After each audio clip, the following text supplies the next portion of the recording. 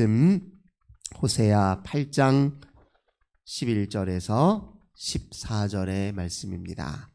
호세아 8장입니다. 호세아 8장 11절에서 14절까지 넉절 말씀입니다. 호세아 8장 11절에서 14절의 말씀 우리 한 목소리로 함께 봉독합시다. 에브라임은 죄를 위하여 제단을 많이 만들더니 그 제단이 그에게 범죄하게 하는 것이 되었도다. 내가 그를 위하여 내 율법을 만가지로 기록하였으나 그들은 이상한 것으로 여기도다. 그들이 내게 고기를 제물로 드리고 먹을지라도 여호와는 그것을 기뻐하지 아니하고 이제 그들의 죄악을 기억하여 그 죄를 벌하리니 그들은 애굽으로 다시 가리라. 이스라엘은 자기를 지으신 이를 잊어버리고 왕궁들을 세웠으며 유다는 견고한 성읍을 많이 쌓았으나 내가 그 성읍들에 불을 보내어 그 성들을 삼키게 하리라. 아멘. 오늘도 주님과 함께 하루를 시작하시는 모든 성도님들 하나님께서 하늘의 크신 은혜와 평화 가득 부어주시길 주님의 이름으로 간절히 기원합니다. 오늘 본문 말씀 통해서 영적 허위 의식이라는 제목으로 함께 은혜 나누도록 하겠습니다. 어제 호세아 예언자가 우리 많은 이스라엘 백성들을 향해서 선포했던 메시지를 다시 한번 회상해 보십시오. 오라 우리 여호와께로 돌아가자. 여호와를 힘써 알자. 그분의 임재하심과 성실하심과 충만하심을 알자. 이렇게 호세아가 호소했잖아요. 그 복된 말씀 앞에 아멘으로 화답하며 돌이키면 좋을 것을 그들은 교만한 마음 때문에 그랬는지 어떻게 반응하는 경우가 많았느냐. 2절 한번 보겠습니다. 8장 2절에 보니까 그들이 장차 내게 부르짖기를 나의 하나님이여 우리 이스라엘이 주를 아나이다 하리라. 우리 이미 주님 잘 알고 있습니다. 이렇게 얘기해요.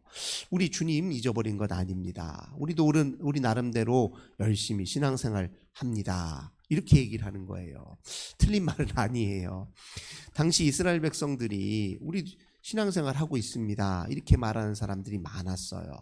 근데 그들의 신앙이 건강한 신앙인지 바른 신앙인지 주님이 기뻐할 만한 참 신앙인지에 대한 진지한 성찰과 반성과 회개가 없었던 것뿐이에요. 스스로 보기에는 잘 믿는 것 같아요. 그런데 그 믿음이라는 것은 자기 합리화, 스스로 정당화하고 합리화하고 스스로 자기 좋을 대로 이것이 맞아라고 규정한 것이지 하나님이 원하시고 기뻐하시고 요구하셨던 신앙과 부합되진 않았다는 거예요. 예를 들면 3절 한번 보겠습니다. 이스라엘이 이미 선을 버렸으니 하나님 잘 안다 그러면서 왜 그 생활 속에서는 악한 행동이 더 많고 선은 잊어버리고 온데간데 없고 사람들과의 관계 속에서는 더 이기적이고 탐욕스럽고 그러냐고요. 그러니까 이율배반적이잖아요. 모순적이잖아요. 그런 측면들은 또 안 보여요. 나 주일날 되면 어김없이 주 앞에 나와 예배 드렸습니다. 나름 제가 거둔 소출 중에서 좋은 것으로 나름 잘 선별해서 하나님께 다 드리지 않았습니까? 이렇게 그때 자기가 자기 필요에 의해서 그냥 자기 식대로 했던 일들만 다 드러내면서 나 이렇게 하나님 앞에 나름 신앙생활 잘했습니다 얘기하는 거예요. 자기가 그 신앙과 모순되어 살아왔던 삶은 새까맣게 잊어버린 것이죠. 4절도 보겠습니다. 그들이 왕들을 세웠으나 내게서 난 것이 아니며 그들이 지도자를 세웠으나 내가 모르는 바이며 그들이 또 금으로 자기를 위하여 우상을 만들었나니 결국은 파괴되고 말리라. 이게 무슨 말입니까? 이스라엘의 왕들은 본래 하나님의 대리 통치자로서 내가 하나님께 위임받은 통치자이기 때문에 하나님 법대로 나라를 다스려야 내 본분을 다하는 일인데 그들이 뽑은 지도자랍시고 한 것은 특별히 북쪽 이스라엘들을 보면요 쿠데타가 그렇게 많이 일어나요.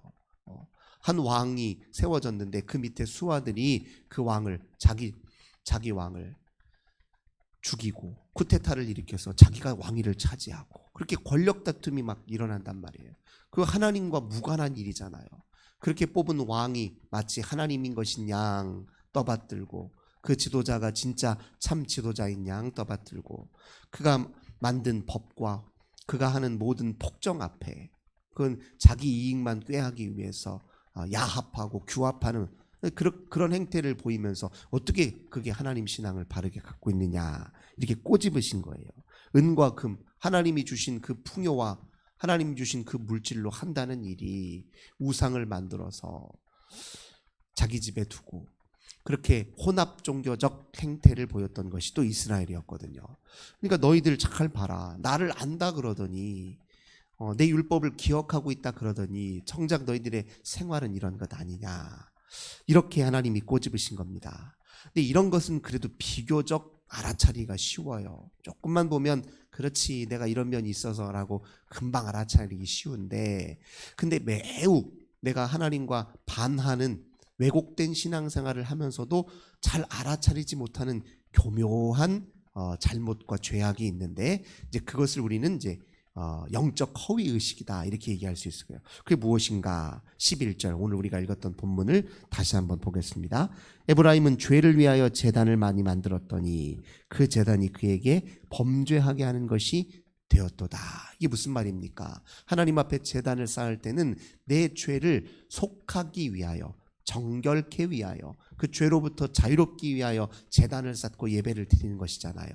근데 이스라엘은 교묘하게 나 더 이상 죄인이 아닙니다. 나 죄 털어냈습니다. 죄로부터 자유합니다. 이렇게 척하려고 제단을 쌓았다는 거예요. 실제로 죄를 속하기 위해서가 아니라 죄를 가리기 위해서 제단을 쌓은 거예요. 죄가 없는 것인 양 그렇게 위선을 가식을 드러내고자 나 깨끗한 사람인 척하려고 제단을 이용했다는 겁니다. 이거는 참 알아차리기 어려운 측면이에요. 이게 신앙생활 열심히 하는 걸 보면 겉으로 경건한 사람인 것처럼 보이지만 속은 진짜 속내는 제대로 하나님의 사람으로 바르게 서기 위해서 몸부림치는 게 아닌 경우가 있단 말이에요. 예를 들면 우리가 예수님께서 그렇게 비판하셨던 세례 요한이 비판했던 바리새파 사람들이 다 그래요. 그 사람들은 누구보다도 경건한 사람들입니다. 어떤 사람이 보더라도 이 사람들보다 더 온전한 신앙생활을 한 사람이 없어요. 겉으로 보기에 흠이 없는 사람들입니다. 그런데 세례 요한은 이 독사의 자식들아, 회칠한 무덤아 이렇게 얘기했다고요. 아니 도대체 어떻게 된 일이냐고요. 그들은 자기 의를 드러내기 위해서 내가 이만큼 종교적으로 엘리트고 내가 이렇게 종교적인 면에서 당신들과는 비교가 안 되는 우월한 사람이라는 것을 자랑하고 드러내기 위해서 신앙생활을 했기 때문에 그래서 그 겉과 속이 다른 속은 사실 딴 마음 때문에 하나님 앞에 두렵고 떨리는 심정으로 그래서 하나님 앞에 그 큰 감격과 그 하나님의 빛 되신 하나님 앞에 전율하는 심정으로 신앙생활을 했던 것이 아니라 사람들 앞에서 자기가 종교적 엘리트라고 하는 사실을 드러내고 자랑하기 위해서 그렇게 했잖아요. 그런 것처럼 우리가 신앙생활이 위장이 될 수가 있어요. 이렇게 열심으로 예배 생활뿐만 아니라 각종 교회 모임을 다 열심히 참여하는 사람들 가운데 이단이 있을 수 있잖아요. 마치 그런 것 같습니다. 딴 마음 품고 들어와서 열심히 특히 이제 신천지가 우리 좀 믿음이 약한 분들을 자기 이렇게 손안에 넣어서 뒤흔드는 그런 과정을 한번 보면 그 사람들이 사람 마음 살 때 어떻게 하냐고요. 누구보다 더 열심히 해요. 각종 모든 행사며 봉사며 빠지지 않고 다 참여해서 열심을 내요. 그러니까 저분 참 신앙생활 참 잘하고 어떻게 하면 사람이 저렇게 참 좋은가 사랑이 많은가 싶었는데 알고 보니까 땀만 품고 그렇게 한 거예요. 그게 무슨 소용이냐고요. 근데 그런 식으로 신천지가 아니더라도 우리 신앙생활 속에서 그렇게 허위의식이 있을 수 있어요. 실제와는 다른 겉으로만 보이는 종교적 열심, 겉으로만 보이는 경건함. 그런데 속내는 그게 아닐 수 있다는 거죠. 이걸 지금 호세아는 꼬집고 있는 것입니다. 그 다음에 또 12절도 보세요. 내가 그를 위하여 율법을 10,000가지로 기록했으나 그들은 이상한 것으로 여기도다. 이게 무슨 말입니까? 율법을 알아요. 알긴 아는데 나한테는 해당이 없지. 뭐 나 같은 사람한테 뭐 그런 말씀을 뭐 일일이 다 되뇌고 또 알려줘. 나 그 뻔히 아는 얘기인데 우리 성경 안다 생각하면 안다라는 이유로 내가 잘 지킨다 착각하는 경우가 많아요. 이 지식으로 자기를 위장하는 경우가 많단 말이에요. 이게 대표적인 허위의식 중에 하나입니다. 성경 지식을 파듯하게 안다는 것으로 그렇게 자기를 가려버려요. 많이 알면 뭐예요? 하나도 제대로 그 본질적 의미와 가치를 제대로 지키지 않으면 무슨 소용이냐고요. 근데 안다는 이유로 지키는 것처럼 위장하는 거예요. 네. 이것을 이제 영적 허위의식이라고 하고 또 영적 우회라고 얘기도 합니다. 영적인 관련된 지식과 정보를 많이 사람들 앞에 이야기를 해요. 그렇게 이야기를 하는 동안 저 사람 참 훌륭하네. 저런 거 다 어떻게 저렇게 다 알고 있을까? 얼마나 저 사람 신앙생활을 잘할까? 얼마나 깊이가 있을까? 영적인 뭐 그런 이야기들을 많이 이야기를 한다고 해서 실제로 하나님과 가까우냐? 이건 또 다른 문제예요. 그래서 특별히 이런 영적 허위의식과 이런 것들은요, 지도자일수록 그 다음에 교회에서 앞에 리더자를 설수록 더 조심해야 됩니다. 저도 제 스스로를 가장 경계하는 것 중에 하나가 영적 허위의식이에요.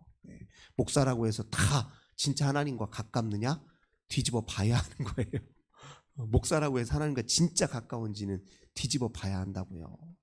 아무리 하나님에 대해서 많은 이야기를 하고 영적인 고급 정보를 성도들에게 전달하고 성령의 뭐 신비한 그런 이야기들을 전달한다고 해서 진짜 그 사람이 가까운지는 두고 봐야 하는 일이라고요.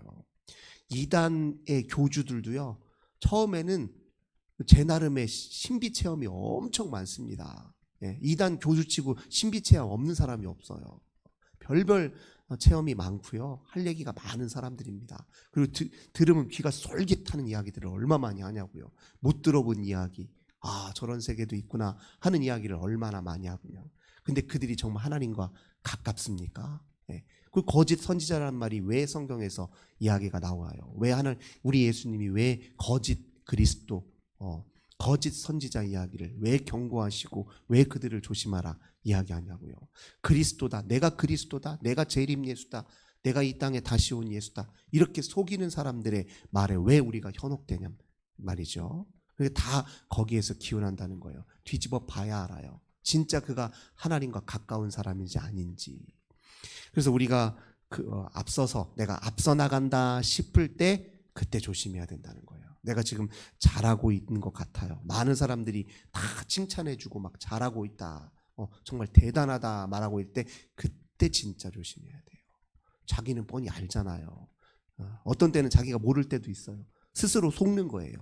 나도 진짜 하나님 앞에 대단한 사람인 거구나, 이렇게 스스로 속고 착각하는 거, 이 모든 것 전부 다 영적 허위의식입니다. 심리학에서도요 그런 이야기가 있어요. 그러니까 자기 내적인 문제와 상처를 가리기 위해서 심리학 관련된 지식을 막 쌓는 이들이 있어요. 그 얘기를 하면 그것은 뭐 예를 들면 뭐 그건 이런 성격 장애야, 이런 정신 장애야, 이런 유형의 심리적인 문제야. 지식은 엄청나요. 근데 자기는 그 문제로부터 하나도 극복을 안 된 경우가, 그냥 지식으로 위장을 하는 거예요, 자기를. 그런 경우들이 얼마든지 있습니다. 종교적인 일에서도 얼마든지 일어나요. 공부 잘하고 소위 말해서 엘리트라고 얘기하는 사람들이 큰 사고를 치지, 그렇죠? 소위 말해서 잘났다 하는 사람들이 큰 사고 치는 거예요. 검사, 판사, 변호사 법 잘 지킬 것 같잖아요. 법을 많이 하니까요. 아니에요. 교묘하게 법을 잘하니까 더 교묘하게 잘 안 지켜요. 그래서 범죄도 그런 사람들이 아주 크게 저지릅니다.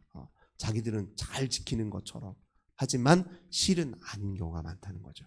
다 영적 허위의식입니다. 13절, 그들이 내게 고기를 제물로 드리고 먹을지라도 여호와는 그것을 기뻐하지 아니하고 이제 그들의 죄악을 기억하여 그 죄를 벌하리니 그들은 애굽으로 다시 가리라. 하나님 그것 그냥 방치하지 않으신다는 겁니다. 그 반드시 깨닫게 하신다는 거예요. 야, 네가 내 앞에서 잘하는 것이냐, 막 사람들이 칭찬해 주니까 네가 정말 그런 것 같으냐, 네가 정말 뭐 종교적 열심이 있어서 잘하는 것 같은데 네 마음 중심에 정말 내가 있느냐, 하나님 늘 이렇게 확인하시고 물어보신단 말이에요. 남들이 신앙생활은 남들이 알아주는 건 아무 소용이 없습니다. 이거 아무 소용이 없는 거예요. 남들 칭찬이 그게 무슨 소용이에요? 남들이 이렇게 우월하다, 잘했다 하는 게 무슨 소용이냐고. 정작 내가 하나님 앞에 아무것도 아니면 무슨 소용이냐고요. 그래서 신앙생활은 그 무엇보다도 자기 정직성, 진정성이 제일 중요합니다. 하나님 앞에 진실해야 돼요. 있는 그대로가 제일 중요해요. 약하면 약한 대로, 깊으면 깊은 대로, 자기 자신을 제대로 있는 그대로 하나님 앞에 보고 겸손하게 엎드리는 자세가 중요해요. 차라리 늘 하나님 앞에 주님, 저는 왜 이렇게 믿음이 부족합니까? 왜 이렇게 나름 열심을 내는데도 제 마음은 이렇게 여전히 허전합니까? 저는 왜 이렇게 하나님이 여전히 목마릅니까? 차라리 이렇게 얘기하는 게 하나님 보시기에 아름답고, 그런 사람들이 하나님과 가깝다 생각하셔야 돼요. 나는 한없이 계속 부족하기만 한 것 같아요. 하나님, 제가 도대체 주님에 대해서 제대로 아는 게 무엇입니까? 이렇게 한탄하는 마음 자세를 갖는 게 진짜 중요해요. 그래서 저도 이렇게 늘 마음속에서요, 내가 진짜 하나님 이거 제대로 아는가, 이렇게 생각이 될 때마다 이제 하나님이 제 마음속에 주시는 건 그게 네가 씨름해야 될 십자가라는 거예요. 네가 평생 영적 구도자로서 네 스스로 그거 싸워서 이겨내야지. 그렇게 하나님께서 제게 말씀하시는 것 같아서, 그렇지, 내가 하나님과 영적으로 씨임하는 건 내 몫이고 내가 짊어져야 될 내 마지막까지 내 숙제니 잘 감당하자, 주님 힘주세요, 그렇게 기도할 뿐인데 목사라고 흔들림이 없을 때가 없거든요. 말씀 보면 저도 어떤 때는 이해가 안 가고 막혀요.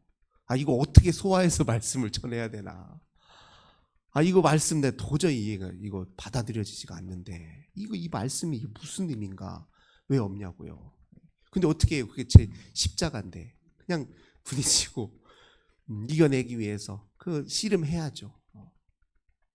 그 과정이 또 얼마나 또 깊은 행복과, 또 어떤 때는 하나님이 주시는 그 신비에 감격할 때가 또 있지요. 그 힘으로 또 이겨내는 것이고요. 그러니까 우리가 마지막까지 하나님 앞에 이 허위의식을 갖지 않도록 정말 주의해야 됩니다. 말 그대로 진짜 신앙인이 되도록 힘써야 돼요. 우리 각자가 진짜 신앙인이 되는데 마음과 정성을 다 해야지 이 시대에 하나님이 우리를 통해 당신의 영광을 드러내시고 하나님이 살아계심을 온전히 드러내시며 주의 뜻을 이루신다, 우리가 다시 한번 마음에 새겨야 될 것입니다. 이 시대에 하나님이 찾으시는 진짜 신앙인, 진짜 하나님 사람, 우리 모두가 그런 사람이기를 소망하시며 오늘 아침에 기도하시는 우리 모든 성도님들 되시길 주님의 이름으로 간절히 기원합니다. 좋으신 주님 감사드립니다. 저희들 마음에 혹시 영적인 허위 의식이 있는 것은 아닌지, 저희들 진짜 신앙인인지 늘 점검하기를 원합니다. 그저 겉으로 드러난 종교적 열심 때문에 습관적인 신앙생활로 인해서 저희들의 진짜 문제를 혹시 가리고 있는 것은 아닌지, 위장하고 있는 것은 아닌지 늘 되돌아보게 하여 주시옵소서. 하나님 앞에 아무도 보이지 않는 곳, 아무도 보는 이 없는 곳, 주님과 단독으로 만나는 그 자리에서 하나님과 몸부림치며 씨름하며 주 앞에 진실하게, 진정으로 주 앞에 겸손하게 서는 우리가 되도록 하나님 도와 주시옵소서. 하나님의 사람으로 사는 것, 주와 씨름하며 사는 것, 주를 향해 날마다 가까이 걸어가기 위해 몸부림치는 것, 절대 헛일 아니고 그것이 우리 인생을 얼마나 값지게 하고 풍요하게 하고 아름답게 하고 성장시켜주는지 저희들 깨닫고 경험하도록 축복하여 주옵소서. 주 예수님의 이름으로 간절히 기도드립니다. 아멘. 오늘도 환우들을 위해서, 우리 가정의 자녀들을 위해서, 큰 환난 당한 우리의 이웃을 위해서, 우리 교회를 위해서 함께 기도합시다. 주님 감사합니다. 저희들 오늘도 주님 불러주시고 기도하게 하시니 감사합니다. 우리들의